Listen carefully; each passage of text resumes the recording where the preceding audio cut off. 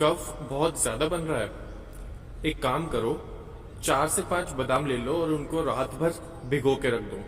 सुबह जब उठो तो उनको पेस्ट बना लो, कूट लो, बिल्कुल एक काम करो, बिल्कुल बारीक बारीक फाइन पेस्ट बना लो और उस पेस्ट को शहद के साथ चाट लो।